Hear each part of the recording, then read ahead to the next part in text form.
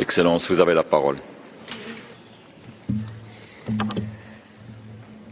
Monsieur le Président, permettez-moi de débuter mon intervention en vous adressant mes sincères félicitations pour votre élection à la présidence du Conseil des droits de l'homme, pilier essentiel des Nations unies.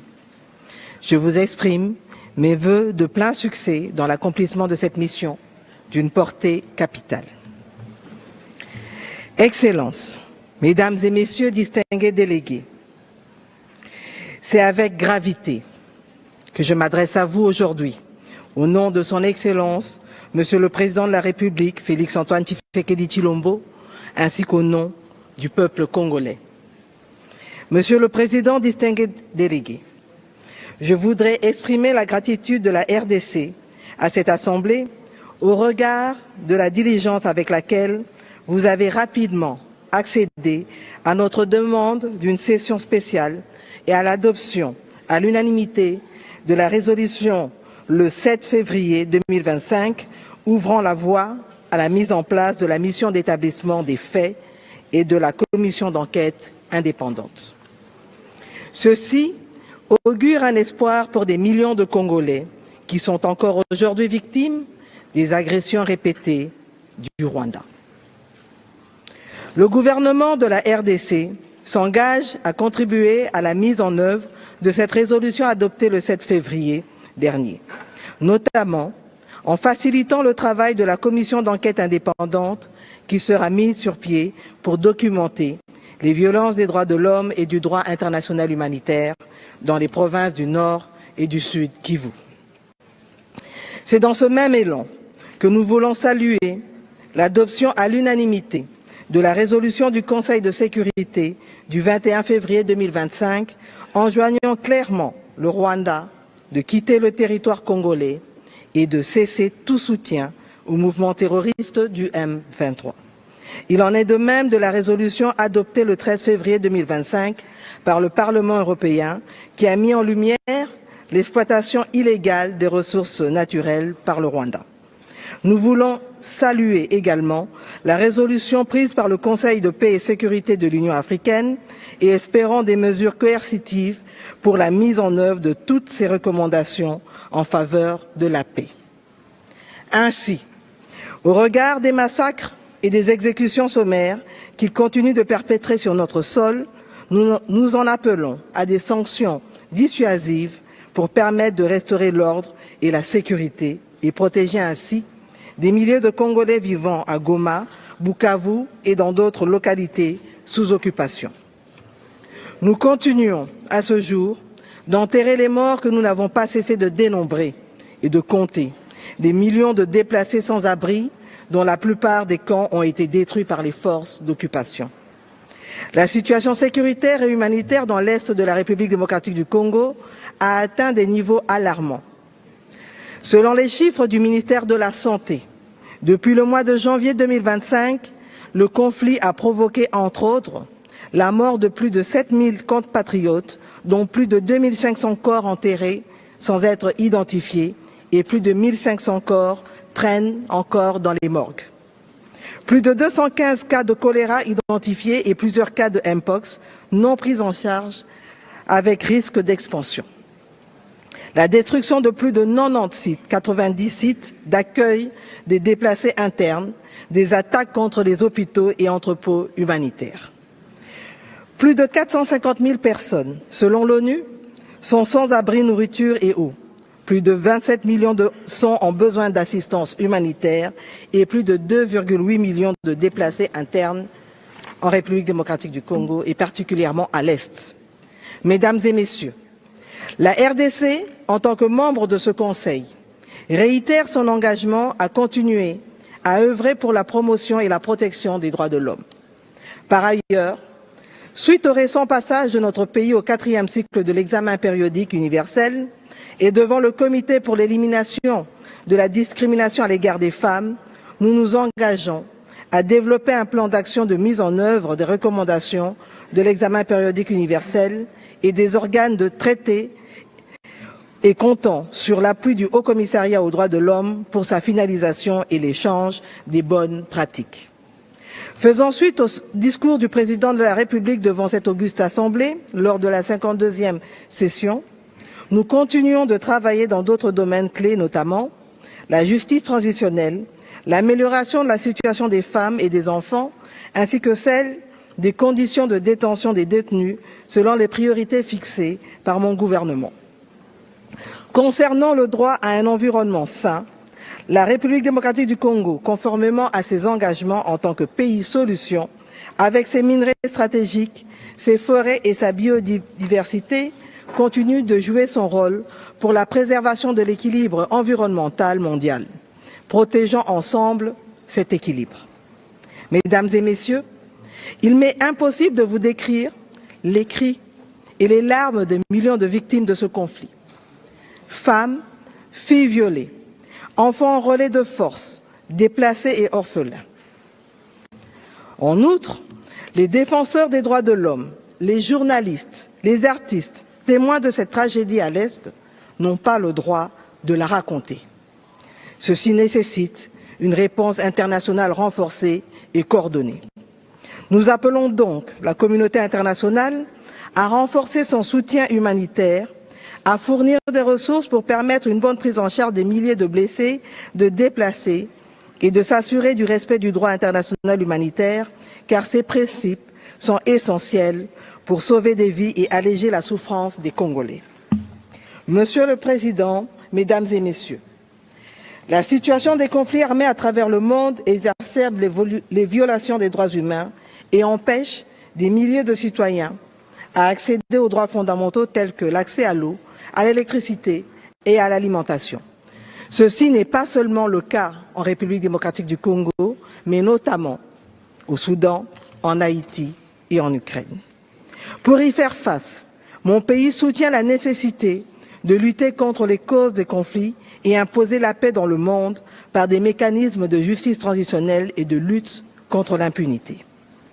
L'histoire nous jugera implacablement si nous ne faisons rien pour mettre fin au conflit en République démocratique du Congo et dans d'autres parties du monde, conflits qui ne font que raviver la flamme de l'ignominie et tournent en dérision les principes et buts sacro-saints de notre organisation que sont la paix, le développement et les droits de l'homme. Nous pouvons changer le cours de l'histoire et nous en avons le devoir moral pour les générations futures. Je vous remercie.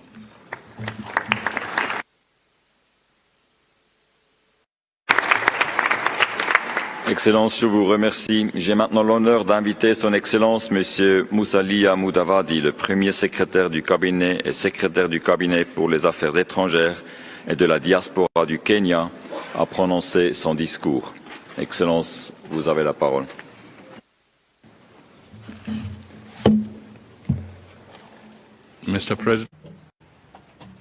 Monsieur le Président, Excellences, chers collègues, tout d'abord, permettez-moi de vous féliciter, Monsieur le Président, de votre accession à la présidence du Conseil.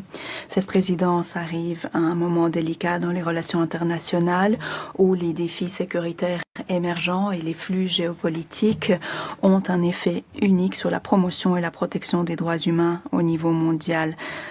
Les guerres et les conflits persistent et donnent lieu à des violations graves des droits humains. J'en veux pour preuve la hausse des crimes contre l'humanité, des crimes de guerre et même des génocides. Le rôle crucial du Conseil pour faire face aux abus, pour prévenir les conflits et mettre l'accent sur la paix devient encore plus important. Nous voyons aujourd'hui des conflits violents caractérisés par des attaques aveugles contre des populations civiles, y compris les écoles, les hôpitaux. L'utilisation de la violence sexuelle est fondée sur le genre en tant qu'arme de guerre, la montée de l'extrémisme violent, la destruction des moyens économiques et les déplacements forcés. Le Haut-Commissaire des Nations Unies aux réfugiés, dans son appel global pour 2025, prévoit que plus de 139 millions de personnes de par le monde seront déplacées de force ou deviendront apatrides d'ici la fin de 2025 en raison des conflits. Il s'agit surtout de personnes vulnérables issues de pays en développement. Des rapports récents de l'UNICEF montrent que près de 47 millions d'enfants sont déplacés en raison des conflits et ce chiffre devrait encore augmenter. Une organisation mondiale, Save the Children International, nous indique qu'un enfant sur 11 est privé de ses droits fondamentaux, de vivre, d'apprendre, d'être protégé et de prospérer, et ce en raison d'un conflit violent, de changement climatique ou d'instabilité économique mondiale. Aujourd'hui, en Afrique, plus de 2,8 millions d'enfants ne vont pas à l'école. Les guerres au Soudan, en République démocratique du Congo, en Libye, à Gaza, au Liban, en Ukraine, en Haïti, au Myanmar, sont quelques-uns des exemples notables des crises, y compris des conflits oubliés d'Afrique. Nous en avons parlé précédemment. Le Kenya poursuit son engagement actif dans les initiatives de paix au niveau régional et international, y compris en RDC, au Soudan, en Somalie et en Haïti, entre autres. En effet, nous reconnaissons que la paix durable est liée à la promotion et la protection des droits humains. Il faut donc intégrer pleinement les considérations des droits humains dans les missions de paix et les mécanismes généraux de règlement des conflits. Nous pensons que le travail du Conseil est plus essentiel que jamais. C'est une plateforme critique pour remédier aux violations des droits de l'homme qui sont souvent la cause et la conséquence des conflits. Monsieur le Président, nous pensons que malgré des défis significatifs, le multilatéralisme reste notre option la plus viable pour répondre aux problématiques mondiales et promouvoir les droits humains. Par conséquent, pour maintenir sa crédibilité et son efficacité, nous devons éviter la politisation et l'application sélective des normes. Le Conseil devrait être une plateforme de dialogue constructif, d'évaluation impartiale et de collaboration en encourageant le véritable progrès dans le contexte des droits humains. Le Kenya réaffirme son engagement à défendre les groupes marginalisés, surtout face à la montée de la xénophobie, de l'afrophobie et de la discrimination raciale. En tant que président rapporteur du groupe de travail intergouvernemental sur la déclaration de Durban, le Kenya s'engage à lutter contre le racisme et l'intolérance qui est associée et à saluer la deuxième décennie internationale pour les personnes d'ascendance africaine et l'accent mis sur la justice réparatrice et le développement. Il faut également mentionner le thème de l'Union africaine pour 2025, justice pour les Africains et les personnes d'ascendance africaine grâce aux réparations. C'est une démonstration claire de l'attachement de l'Afrique à la justice, à la redevabilité et à la reconnaissance des injustices historiques. Nous saluons le Conseil pour son travail essentiel de reconnaissance du lien inextricable entre les changements climatiques et les droits humains. Il faut de toute urgence faire face aux crises environnementales. C'est une reconnaissance du lien direct entre la dégradation de l'environnement et les violations des droits de l'homme. Le Kenya va continuer à défendre cette cause pendant qu'il siégera au Conseil. Nous soulignons l'importance de respecter les principes de l'accord de Paris. Nous pensons que le financement climatique et le fonds pour les pertes et préjudices sont essentiels et sont le minimum de ce qui est nécessaire pour une transition juste et une justice climatique plus largement. Nous sommes témoins des effets profonds des changements climatiques sur les vulnérabilités existantes, sur la marginalisation et sur les menaces existantes. Ces changements climatiques contribuent à l'instabilité et au conflit dans une région déjà fragile. Nous reconnaissons le paysage qui évolue des droits de l'homme à l'ère numérique. Nous nous engageons à y remédier de façon proactive. Nous avons examiné notre politique de 2014 sur les droits humains pour intégrer les questions émergentes, notamment liées à la technologie et à la fracture numérique. Nous pensons que le Conseil a un rôle essentiel à jouer pour promouvoir l'accès équitable aux technologies émergentes, à l'infrastructure critique et aux compétences nécessaires pour la pleine participation à la société de l'information.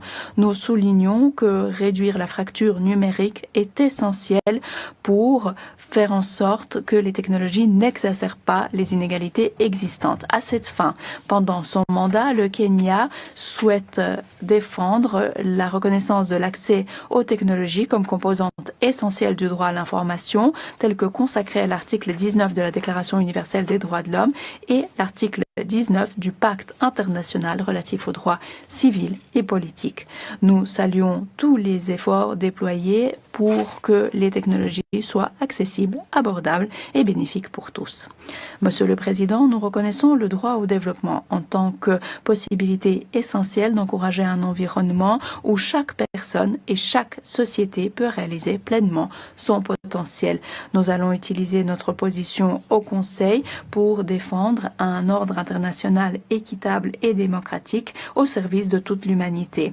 Cela comprend d'aborder la question essentielle de la dette extérieure et ses effets sur la capacité des États de promouvoir et protéger les droits de l'homme. Nous pensons que le Conseil a une position unique pour servir de plateforme pour discuter et faire avancer les réformes de l'architecture financière internationale pour assurer une plus grande équité.